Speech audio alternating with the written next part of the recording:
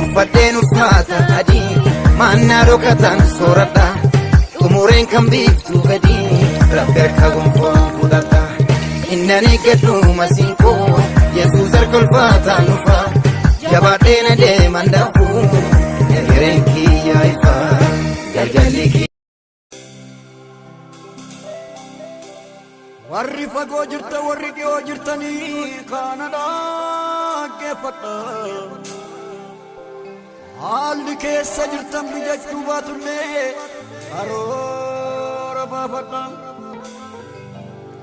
hambarri ni jaba inni gadi nu qabu waan jombaara dheera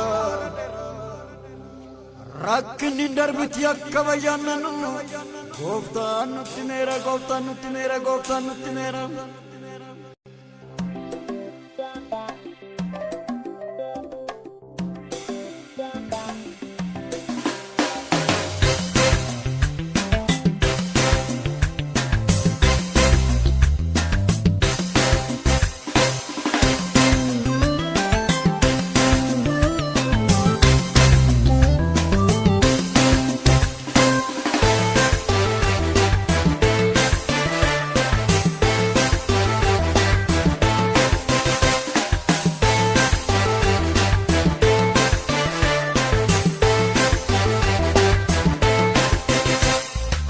kutachuun nun barbaachisu himimmaan keenya gooftaan innisu namni obsa qabu waan gaarii argaa yoo gooftaan jedhee kodiitu margaa abdii kutachuun nun barbaachisu himimmaan keenya gooftaan innisu namni obsa qabu waan gaarii argaa yoo gooftaan jedhee kodiitu margaa eeyye innufa guyyaani eeyye innufa guyyaa eeyye innufa guyyaani eeyye innufa guyyaani eeyye innufa kakuni eeyye innufa kakuni eeyye innufa kakuni eeyye innufa kakuni.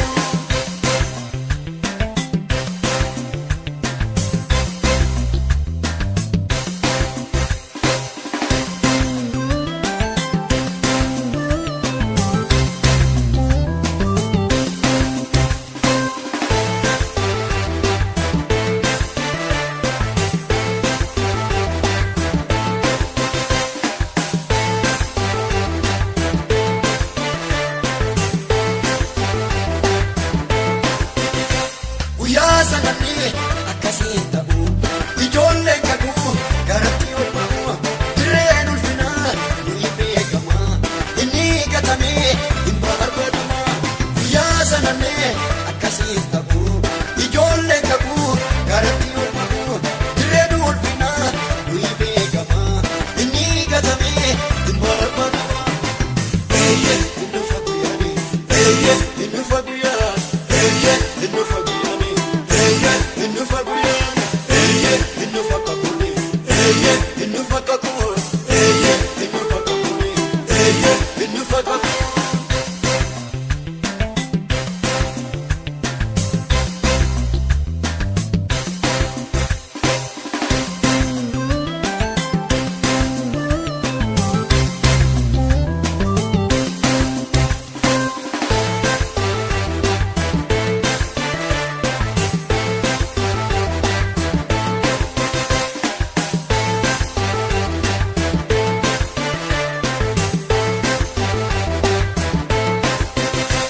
Iyyaasuuf galeen obsaan deemanii biyya biisanii ijaan arganii boqaateen hafuu hanqingaa namaa guyyaa hin dhufaa obsaan yaanamaa. Iyyaasuuf galeen obsaan deemanii biyya biisanii ijaan arganii boqaateen hafuu hanqingaa namaa guyyaa hin dhufaa obsaan yaanamaa. Eeyye innufa guyyaa eeyye innufa guyyaa. Eeyye innufa guyyaa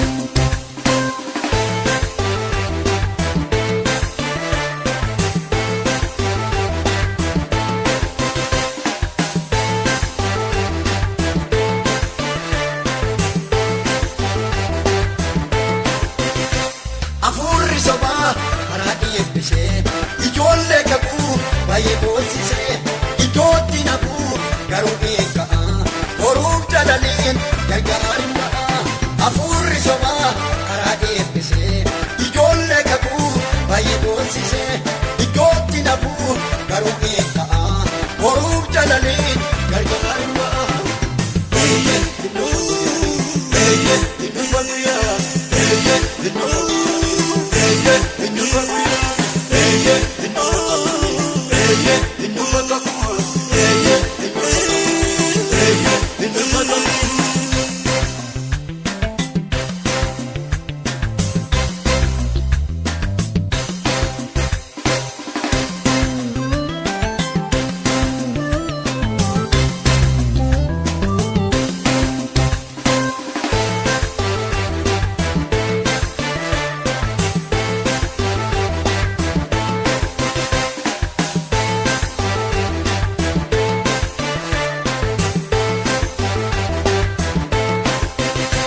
Midhaan kennaas gatii godhataa namni hubataan waraaqeffataa nu eenyu qabnaa Yesuusiin malee karaa nu banaa diinota lolee.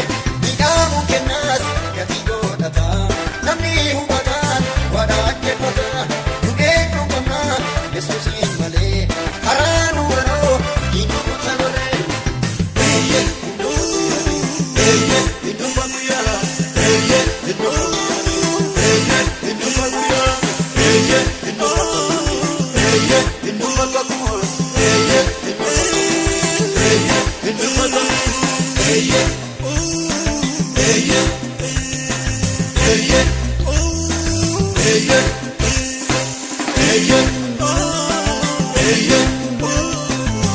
Yeah.